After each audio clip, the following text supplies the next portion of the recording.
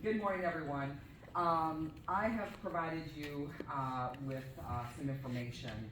As the chief election official here in Midland County, I truly feel like it's my job to make sure that when people talk about elections and things related to elections, that if information is given that is incorrect, that I get up and steer you in the right direction. So it's my understanding that at the last meeting, which I was not able to be here, there was information presented about our qualified voter file, which is the system that maintains all the voting records for everyone in the state of Michigan. So at that time, there was information given about how many people actually live in Midland County. Again, that number was incorrect. It's actually higher than what the information was given. And then it gave out information about the percentages of people who are registered to vote in Midland County, and that the individual didn't feel like there was any way that many people could be registered to vote. So I just kind of want to walk you through a little bit about how this process works, right? People get registered to vote when they go to the Secretary of State's office. Okay? It doesn't matter. If you're a citizen, you get registered to vote. That's how the system works.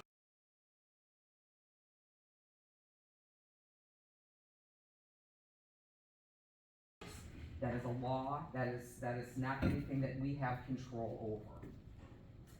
If you are 16 years old now, you also get registered to vote. What the individual, when they got up and gave the presentation, indicated that we had all of these individuals who were registered to vote, didn't take into account any of the other information that's contained in the qualified voter file. So what I've provided for you is, yes, we do show that we have 71,943 registered voters in the qualified voter file. However, of those 71,000, there are individuals who are on what is called verified status.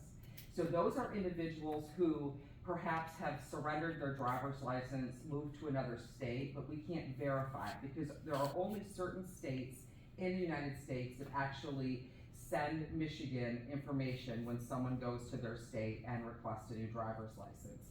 Not all 50 states do that. So we have a process where the individuals put on verified status, which means they can't just come in and get a ballot. They can't vote unless they prove that they still live in our county, in our community, and they have to do that with documentation, okay? So if you look, there actually truly are only 64,892 registered voters that are eligible to vote in Midland County, okay? So when you look at these numbers, you have to understand that there are things within the system that are required by law. We can't just remove someone because we get a phone call that says, hey, my neighbor moved to Florida. We can't just delete people, okay? There's a law and there are things that we have to do.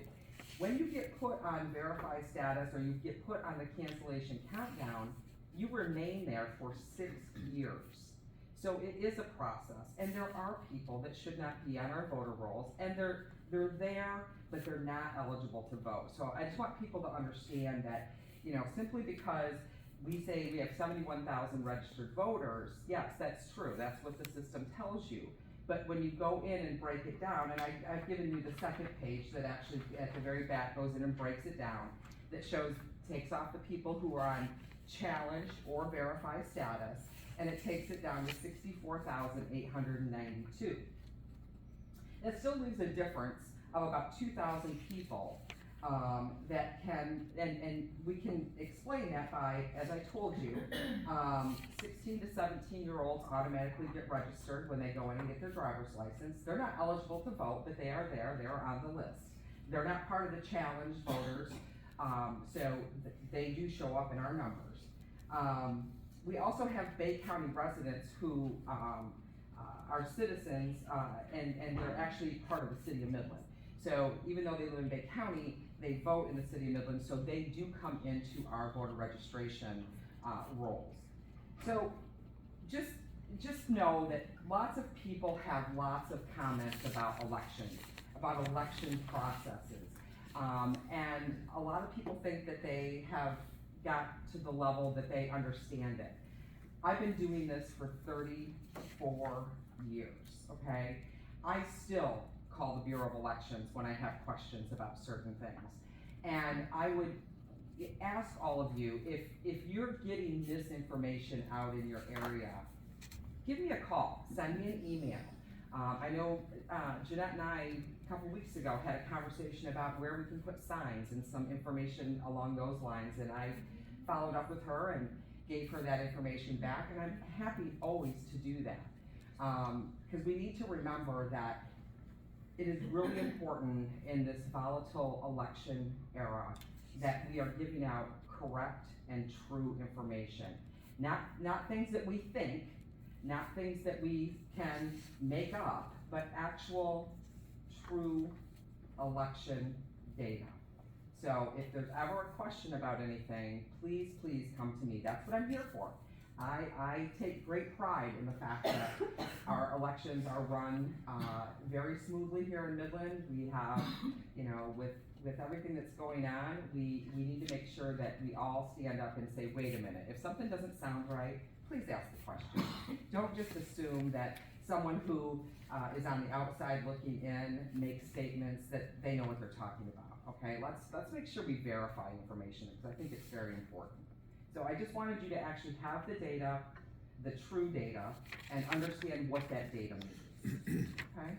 Does anybody have any questions? I do. Yes, Commissioner Snyder. Thank you for this. So I do have a question. So we register individuals automatically. Has that always been the case, or did they have to go to register themselves?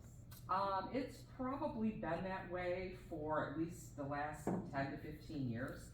When you go to the Secretary of State's office, they used to ask you. It used to be a question like when you would sign, you know how you sign the paper after they print it off.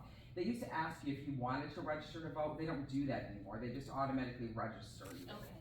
So. Because I know I helped my dad. He's 72 and a little embarrassed because he didn't vote regularly and wasn't sure he was registered, and I'm not sure it was automatic. So for like an older person in their 50s or 60s, can we assume at some time they went to the Secretary of State or they've been asked and they're all registered now, or Yeah. are some of that population? I think you can assume that every single person is registered to vote if they have a Michigan driver's license or a Michigan ID, and they're a U.S. citizen. Absolutely, you can make that assumption. Because I did help him in I believe it was the 2016 election.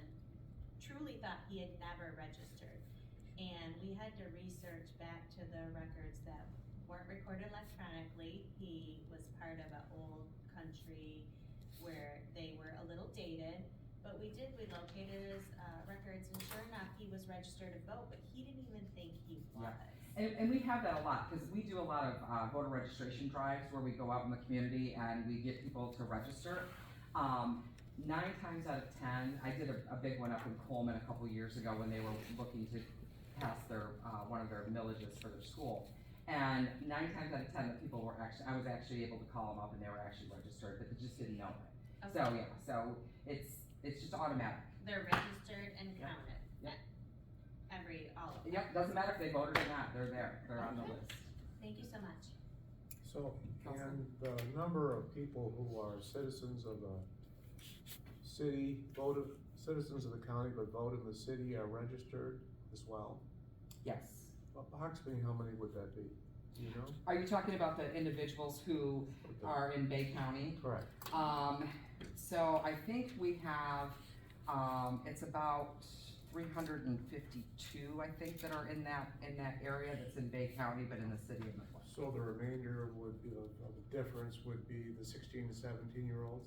16 to 17-year-olds are people who are deceased, because again, we rely on, here in Midland County, when we get a death record from the funeral home, the very first thing we do is we go in and we mark that voter as deceased. But if someone gets transferred to Saginaw County, there's a time lapse from the time that we actually get notified that that individual is deceased. So, and if they go to Ann Arbor, any time, or if, they are sick, they go out to New York to live with their daughter, so the daughter can take care of them. New York's not a state that will, that gives us information about people being in their community. So it sometimes takes a while. Now, we do have individuals who have provided us with information about people who are deceased, and as long as we can verify that data, we can find an obituary, we can find a death record, we're happy to remove them. But we can't just go in and remove people because somebody said, well, this guy's, 97 years old. Well, people can live to be 97.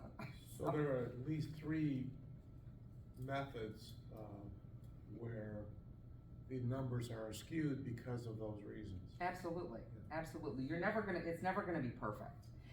I would agree that if we have someone who's surrendered their license in Michigan, they shouldn't go on verified status. They should be removed from the rolls. But this is the law. I mean, we have to follow the law. So I mean, if the legislature wants to change that, it would reduce our numbers drastically. And I think that there might be movement towards that bill because we now have same-day registration, right? So you can register to vote the day of the election. You just have to go to your clerk and you have to provide them with documentation that shows that you live wherever it is that you're trying to vote, and you can get registered that day and go to the polls and cast a ballot. So I would agree that it needs to be addressed, but this is the way it is currently, and this is why these numbers look the way they do. Jim? Veterans, Veterans? somewhere in Japan or China or. So we have overseas military individuals that do vote in our elections. Okay, I would say probably we handle about maybe 50 people an election that are military overseas, and they're all over our community. I mean, there's some that are in the city, some that are in our townships, and we have very specific rules regarding those individuals and how we have to get them a ballot and how it has to be returned. So, but yes, they are eligible to vote in our elections. Absolutely. Any other questions for Ed? Elena? Two questions, well, I guess one's a comment. The 16 to 17-year-olds, so once they reach the age of 17 and a half, they're fully registered, but they still can't vote until they their turn birthday, 18. yes. Okay, Yes. it's just, if we're presuming that they're gonna turn 18 before. Yes. Okay, I just wanna clarify that, and 2, I would say, I would commend you for your efforts on trying to educate people in the community and doing different voter registration drives in the community, and just encourage you to continue doing that. I know I do a lot of canvassing and out talking to voters on doors, and I'm continually shocked and kind of saddened that so many people don't have information. I've talked to multiple people that have said, oh no, I went to prison, I can't vote. And no, you can. Right. And or I have a felony, I can't vote. Or I talked to a woman last week, just over by Haley, that said I've always wanted to vote, but I can't afford it. And I said, no, it's free to vote. And she said, no, I'm pretty sure you have to pay every election.